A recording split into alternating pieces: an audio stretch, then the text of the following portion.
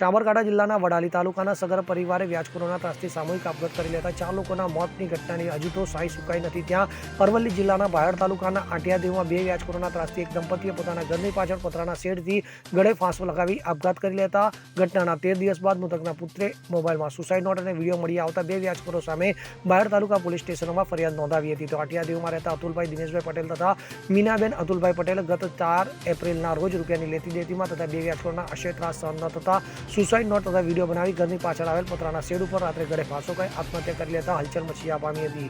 તો સવારના સમયે ઘરના સભ્યો પાછળ જોતા પતિ પત્ની પતરાના શેડ નીચે લટકતી હાલતમાં જોવા મળી આવ્યા હતા। તો પરિવાર ઉપર આભ તૂટી પડ્યો હતો। તો આ ઘટનાની જાણ વાયુવેગે પ્રસરતા વ્યાજખોરો ભૂગર્ભમાં ઉતરી ગયા હતા। ત્યારે ઘટનાના 13 દિવસ બાદ સુસાઇડ નોટ તથા વિડીયોના આધારે મૃતક અતુલભાઈના પુત્ર ચિરાગભાઈએ બાયડ તાલુકા પોલીસ સ્ટેશનમાં 2 વ્યાજખોરો અતુલભાઈ શંકરભાઈ પટેલ ગામ રણેચી તાલુકો બાયડ તથા બાબુભાઈ પૂજાભાઈ ભરવાડ ગામ નવા શેડા વિરુદ્ધ ફરિયાદ નોંધાવી હતી।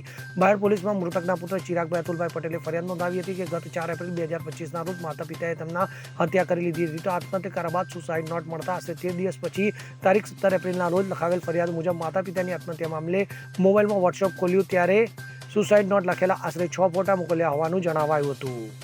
અમિત ઉપાધ્યાય સાથે CN24 ન્યૂઝ અરવલ્લી। હવે જુઓ દેશ દુનિયાની તમામ ખબરો તમારી આંગળીના ટેરવે। ઉઠાવો મોબાઈલ અને Google Play Store પરથી ડાઉનલોડ કરો અમારી CN24 ન્યૂઝ મોબાઈલ એપ।